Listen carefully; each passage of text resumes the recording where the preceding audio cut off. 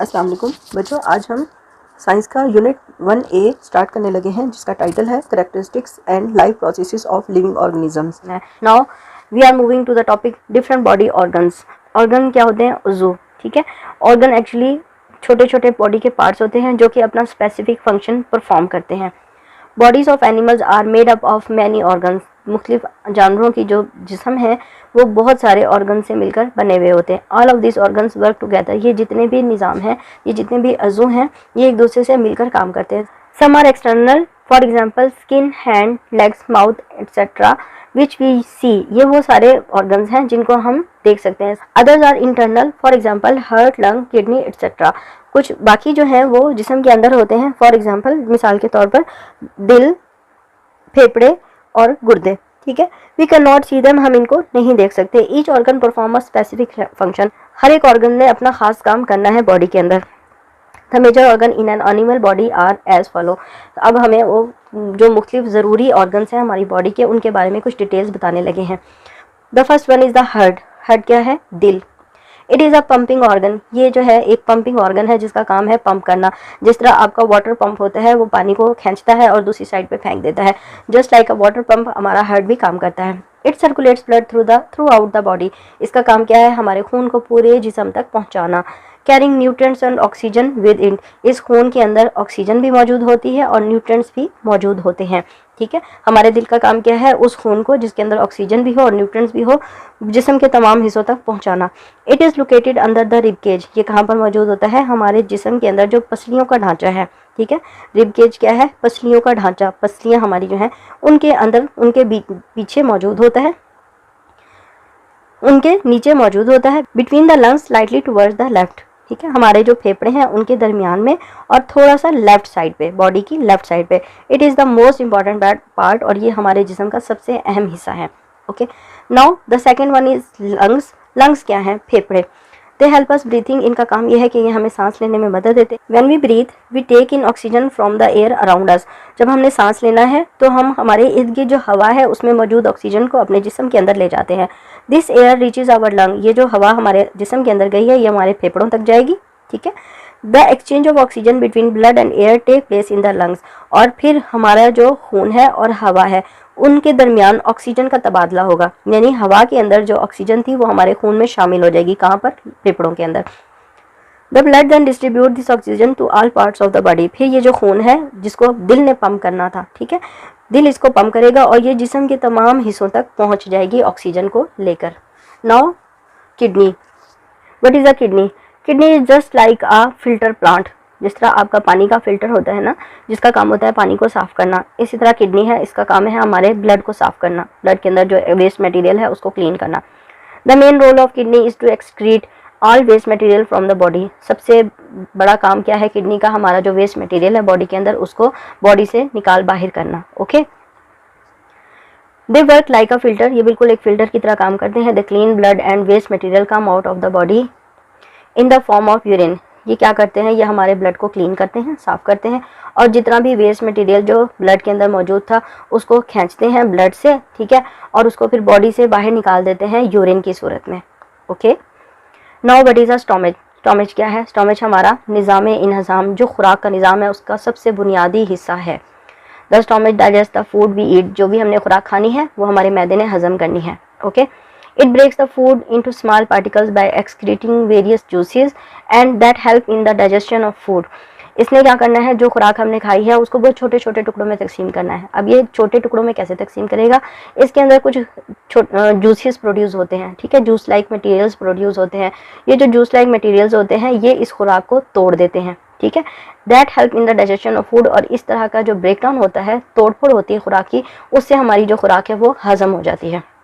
Our body gets energy to work from this digestive food. हमारा जो जिस्म है उसको ताकत मिलती है इस तोड़ी हुई खुराक से। ठीक है, हमने जो भी खुराक खाई है उसको जब स्टोमच जो है वो छोटे छोटे पार्टिकल्स में डिवाइड कर देगा, ब्रेक डाउन कर देगा, तो उससे हमारे बॉडी को एनर्जी मिलेगी। The next organ is brain. What is a brain? जिस्म का सबसे अहम हिस्सा जिसने हमारी बॉडी के तमाम फंक्शंस को कंट्रोल करना है, मैनेज करना है। The brain controls and manage the functions of all body part. हमारे जिस्म में कौन कौन सा अमल होगा, क्या क्या फंक्शन होगा, किस तरह होगा, इस सब चीज़ों को ब्रेन ने कंट्रोल करना है। Brain works even during sleep, जब आप सो रहे हैं उस वक्त भी आपका दिमाग काम करता है. It controls and coordinate the functions of the entire body and perform the simplest of task, for example blinking of an eye, to more complex one, for example solving math problems.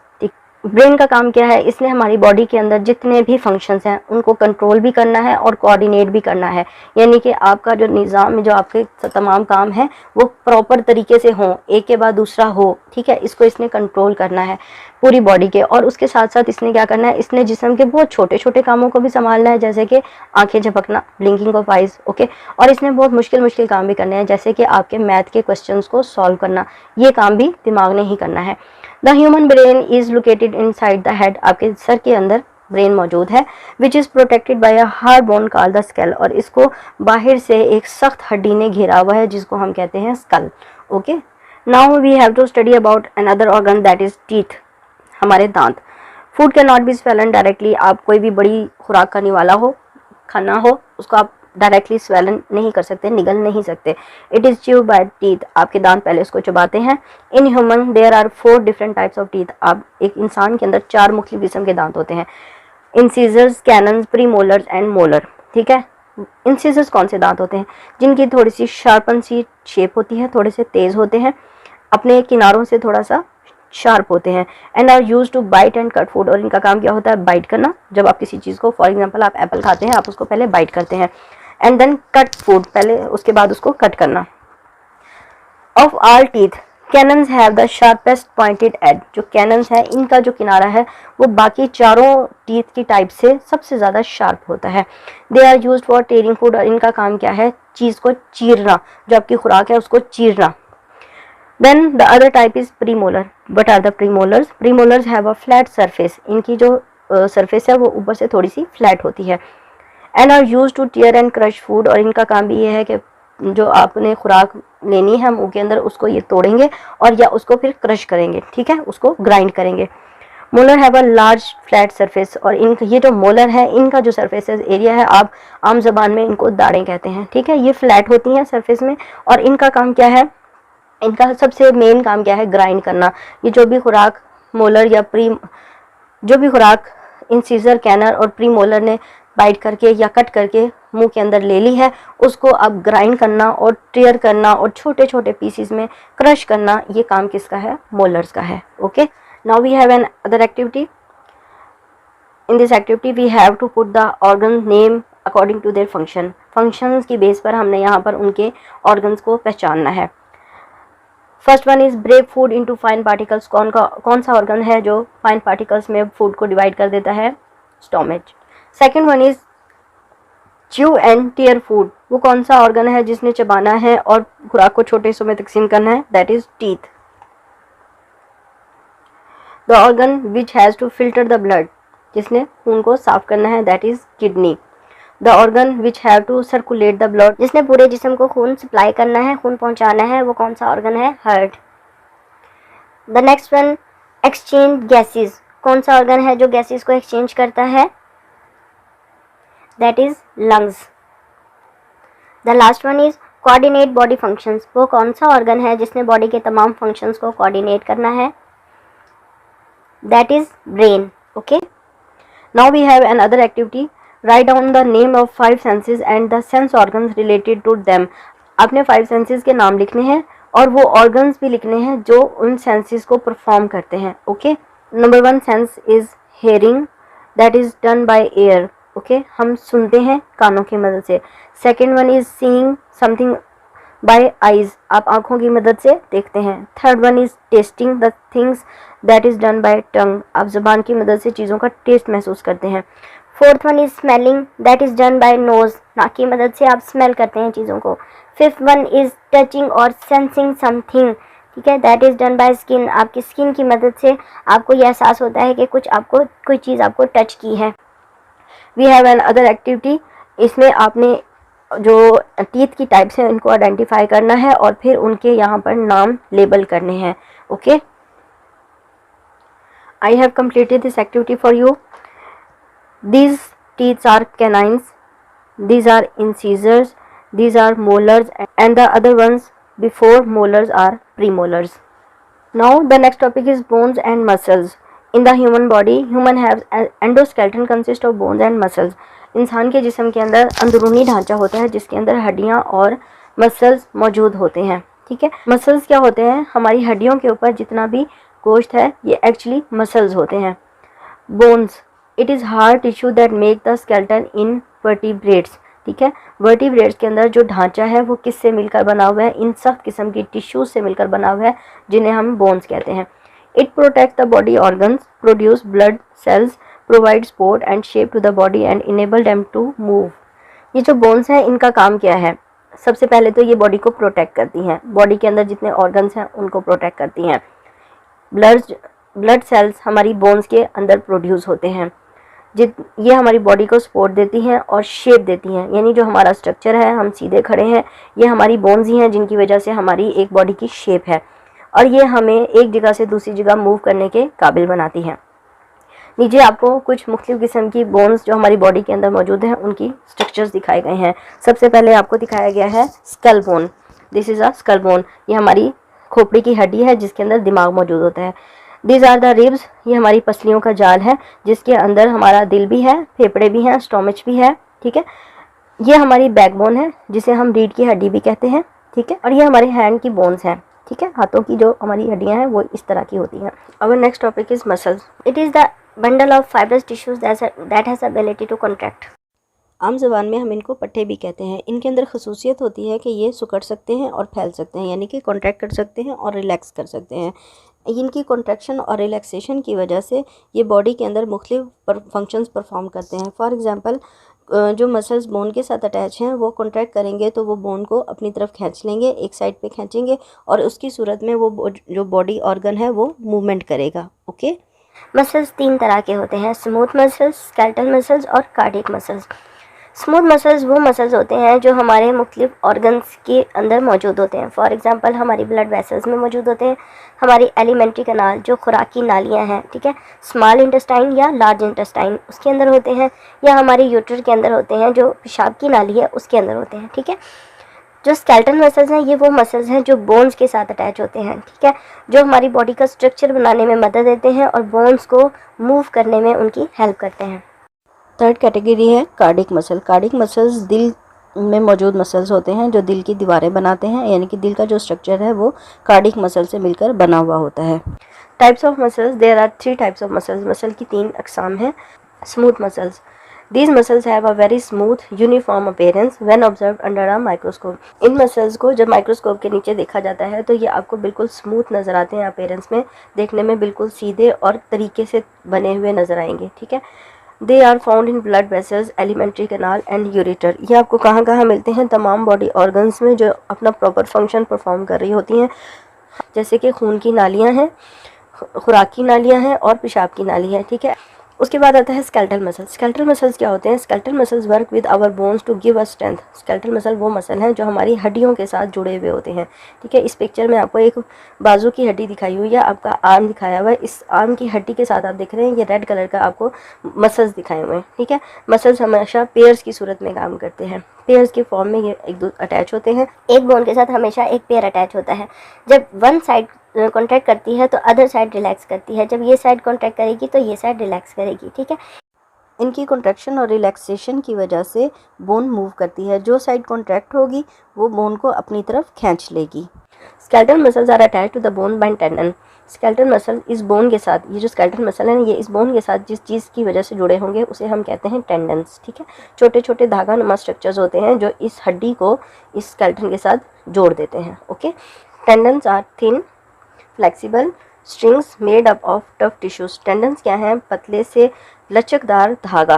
ठीक है, पतले लचकदार धागे जो कि सख्त किस्म की टिश्यूज से बने हुए होते हैं। They are found in arm and legs. ये कहाँ पर आपको मिलेंगे? ये आपके बाजुओं में और आपकी टांगों में ये मौजूद होते हैं। Okay, the third type of muscle is heart और कार्डिक मसल। तीसरी किस्म कौन सी है? हार्ट मसल या कार्डिक मसल। द हार्ट और cardiac muscle makes up the heart. इनका काम क्या है? इन्होंने दिल बनाना है। दे काज पंपिंग एक्शन ऑफ हार्ट। इनकी कॉन्ट्रैक्शन और रिलैक्सेशन की वजह से जो दिल है वो पंप करता है और खून को आगे पहुंचाता है। Okay, now we have an activity, name the muscles showed in the picture. आपने इन मसल्स के नाम लिखने हैं जो कि आपको पिक्चर्स में दिखाई हैं। These are skeletal muscles, these are cardiac muscles and these are smooth muscles. Okay, now another activity, Saqib met a road accident while driving a car. Saqib जो एक कार को ड्राइव कर रहा था, उसे एक एक्सीडेंट हो गया। His legs and arms were broken और how his broken bones can be fix. अब उसकी जो टूटी हुई हड्डियां हैं उनको आप कैसे जोड़ेंगे। How can we keep our bone strong, हम अपनी हड्डियों को स्ट्रॉन्ग कैसे रख सकते हैं। ठीक है, इसके ट्रीटमेंट के लिए जब भी किसी की हड्डी टूटेगी तो हम उस हड्डी को आपस में अटैच करके उसको फिक्स कर देते हैं। बोन्स के अंदर ये एबिलिटी होती है कि वो ऑटो फिक्स हो जाती हैं और वो अपनी जो टूटा वो ब्रोकन पार्ट होता है वो ऑटोमेटिकली खुद ही ठीक हो जाता है, जुड़ जाता है। हम अपनी हड्डियों को विटामिन और कैल्शियम की ज़्यादा इंटेक लेकर मजबूत रख सकते हैं। फॉर एग्जांपल, आप दूध की ज़्यादा से ज़्यादा मिकदार लेंगे तो आपकी बॉडी के अंदर ज़्यादा कैल्शियम और ज़्यादा विटामिन डी जाएगा, जिसकी वजह से आपकी जो हड्डियाँ हैं वो मजबूत होंगी। The next topic is diversity in life. What is the diversity? Diversity mean variety, अक़साम, ठीक है, ऑफ लाइफ। मतलब आप इस दुनिया में रहते हैं, ठीक है, और इस दुनिया में आप अकेले ऑर्गेनिज्म नहीं हैं। आपने देखा है बहुत सारे और एनिमल्स, प्लांट्स इस दुनिया में मौजूद हैं। फॉर एग्जांपल, आप जिस जगह पर रह रहे हैं वहाँ पर डॉग्स भी हैं, कैट्स भी हैं, कैमल्स भी हैं, काउस भी हैं, मुख्तलिफ़ किस्म के पौधे भी हैं। ये जो सारे ज़िंदा जानदार हैं जो आपको एक ही जगह मिलते हैं, ये डाइवर्सिटी यानी कि वैरायटी बनाते हैं। ज़िंदा चीज़ों की बहुत सारी अक़साम जो है वो डाइवर्सिटी कहलाती है। ठीक है, all animals are different and unique in their own way. हर एक जानवर जो है वो अपने अंदाज में एक दूसरे से बिल्कुल मुख्तलिफ है। A camel is a tall animal like a giraffe, but both live in a different habitat and environment and both have different features to survive in their habitat. अगरचे कैमल जो है वो बिल्कुल जिराफ की तरह का एक लंबा जानवर है, लेकिन दोनों ही जो ऑर्गेनिज्म हैं, दोनों ही जो एनिमल हैं, वो मुख्तलिफ हैबिटेट में मुख्तलिफ अपने उनका जो घर है वो बिल्कुल मुख्तलिफ है और उनका जो माहौल है वो भी एक दूसरे से मुख्तलिफ है और उसके अलावा उनके अंदर जो खसूसियात हैं वो भी एक दूसरे से मुख्तलिफ हैं, जिनकी वजह से वो डिफरेंट जो हैबिटेट या मस्कन के अंदर रहते हैं। Camel can survive in a desert. एक जो ऊँट है वो सहरा में भी रह सकता है, लेकिन जो जिराफ है वो नहीं रह सकता। इसी तरह बहुत सारे दूसरे जानवर हैं। All other animals small, big, tall और heavy have their own characteristics and features. बहुत सारे दुनिया में जानवर हैं, हर जानवर की अपनी, चाहे वो छोटा हो या बड़ा हो, भारी हो या पतला हो, उसकी अपनी खसूसियात हैं, अपनी उसकी फ़ीचर्स हैं, अपनी उसकी एबिलिटीज़ हैं। वो बाकी दूसरे जानवरों से हमेशा मुख्तलिफ ही होगा। These differences make our world diversity। ये जो फ़र्क है ना जानवरों के अंदर, एक जानवर जो खसूसियात में, शक्ल में, हर तरह से दूसरे जानवर से मुख्तलिफ है, इसे हम कहते हैं डाइवर्सिटी। और ये सब चीज़ें मिलकर हमारी वर्ल्ड को डाइवर्स बनाती हैं, यानी वर्ल्ड को मुख्तलिफ बनाती हैं। This diversity of life is called biodiversity. और ये जो हमारी डाइवर्सिटी है, ये जो वैरायटी है ज़िंदगी की, इसको हम कहते हैं बायोडाइवर्सिटी। बायो का मतलब होता है लाइफ और डाइवर्सिटी का मतलब होता है वैरायटी, यानी कि ज़िंदगी में जो वैरायटी है वो क्या कहलाएगी? बायोडाइवर्सिटी। अगर दुनिया में सिर्फ एक ही तरह के ऑर्गेनिज्म होते, फॉर एग्जांपल सिर्फ इंसान ही होते और कोई एनिमल ही ना होता, कोई पौधे ही ना होते, तो ये दुनिया कितनी ज़्यादा बोरिंग लगती। ठीक है, मतलब एक ही चीज़ को आप देखते रहते और उसके अलावा आपके पास देखने के लिए कुछ नहीं है। तो इसके लिए हमें अल्लाह ताला का शुक्रिया अदा करना चाहिए कि उसने इस दुनिया में इतने ज़्यादा रंग भरे हैं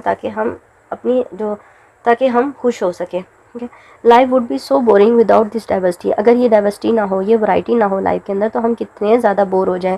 वी मस्ट थैंक्स अल्लाह सुब्हानहू ताला for making this world beautiful and so much diverse. हमें अल्लाह ताला का शुक्रिया अदा करना चाहिए कि उसने हमें इतनी खूबसूरत और इतनी ज़्यादा रंगीन दुनिया दी है। हमें इस दुनिया की फ़िक्र करनी चाहिए और हमें इस दुनिया को प्रोटेक्ट करना चाहिए। ये जो डाइवर्सिटी अल्लाह ताला ने दी है, इतनी ज़्यादा वैरायटी दी है लाइफ की, इसकी हिफाजत करना हमारी ज़िम्मेदारी है। ठीक है, unfortunately some human activities are directly और indirectly affecting diversity of life. बहुत सारे जो इंसान हैं उनकी हरकतें, उनके जो काम हैं वो डायरेक्टली यानी कि बिला वास्ता या बिल वास्ता तौर पर वो ज़िंदगी को मुतासिर कर रहे हैं, जो ज़िंदगी है उस पर असर डाल रहे हैं। We should adopt the following way to protect the diversity. हमें इस डाइवर्सिटी को बचाने के लिए ये सारे काम करने चाहिए। कौन कौन से करने चाहिए? The first one is ban hunting of endangered species. Endangered animals क्या होते हैं? इंडेंजर्ड कहते हैं कोई भी ऐसी चीज़ जिसको ये ख़तरा है कि अगले कुछ सालों में वो इस दुनिया से बिल्कुल ख़त्म हो जाएगी। ठीक है, एक्सटिंक्ट हो जाएगी। एक्सटिंक्ट कहते हैं उन एनिमल्स को जो अब इस दुनिया में, पहले इस दुनिया में थे लेकिन अब इस दुनिया से ख़त्म हो चुके हैं। फॉर एग्जांपल डायनासोर, कि पहले वो इस दुनिया में बहुत ज़्यादा तादाद में थे लेकिन आहिस्ता आहिस्ता वो इस दुनिया से ख़त्म हो गए। अब वो एक भी डायनासोर आपको इस दुनिया में नहीं मिलेगा। ठीक है, तो वो स्पीशीज़ जो एक्सटिंक्ट होने लगती है उससे पहले वो इंडेंजर्ड होती है, यानी कि उसको ये ख़तरा शुरू हो जाता है कि अब ये इसकी तादाद कम होने लगी है और अगले कुछ सालों में ये बिल्कुल ही ख़त्म हो जाएगी। तो इंसान को क्या करना है, पहले तो बैन कर देना है हंटिंग ऑफ इंडेंजर्ड एनिमल, कि जितने भी इंडेंजर्ड एनिमल हैं जो इनकी तादाद अब कम हो गई है और वो मज़ीद कम होती जा रही है, तो आप उनके शिकार पे पाबंदी लगा दें, ठीक है। Stop polluting the natural habitat of animal, और जो जानवरों का जो कुदरती मस्कन है ना, जो उनके कुदरती घर हैं, आप उनको आलूदा करना छोड़ दें, ठीक है। उस पर भी पाबंदी लगाएं कि जो नेचुरल हैबिटेट्स हैं, नेचुरल जो कुदरती मस्कन है जानवरों के, उनको अब आपने गंदा नहीं करना। फॉर एग्जांपल जिस तरह टूरिस्ट पहाड़ी इलाकों में जाते हैं, हम भी जाते हैं, तो हम वहाँ पर जाकर अपना जितना वेस्ट मटेरियल होता है हम इसी तरह ही जंगलों में फेंक देते हैं, ठीक है। तो वो जो वेस्ट मटेरियल है वो वहाँ पर आलूदगी और पोल्यूशन फैलाता है, और वहाँ के एनिमल जो हैं, बहुत सारे एनिमल्स उन वेस्ट मटेरियल को खाने की वजह से भी मर जाते हैं। Forest are home to many animals and plants, so cutting down of forest should be minimize. Forest बहुत सारे जानवरों और पौधों का घर है, तो जब आप फॉरेस्ट को काट देंगे तो आपके जो एनिमल्स हैं और जो प्लांट्स हैं उनके घर ख़त्म हो जाएंगे, ठीक है। तो आपको इन फॉरेस्ट को नहीं काटना और इनकी जो कटिंग है उसको कम से कम करना है, ताकि हम एनिमल्स के घर को बचा सकें। Encourage people to plant more trees, आप लोगों को ज़्यादा से ज़्यादा जो है ना एनकरेज करें, उनकी हौसला अफजाई करें ताकि वो ज़्यादा से ज़्यादा दरख्त लगा सकें। Create awareness about importance of biodiversity among the community, लोगों को जाकर आप बताएं कि जो ये बायोडाइवर्सिटी है इसकी क्या अहमियत है और इसे क्यों बचाना चाहिए, ताकि लोगों को पता हो और फिर वो इसको नुकसान ना पहुँचा सकें। What are the endangered animal, endangered animals are those that are near to become extinct in future, ये वो जानवर हैं जिनको अगले कुछ सालों में ये ख़तरा है कि वो इस दुनिया से एक्सटिंक्ट हो जाएंगे, यानी अब इस दुनिया से ख़त्म हो जाएंगे, फिर उनकी एक भी जानवर उस स्पीशी का आपको नज़र नहीं आएगा।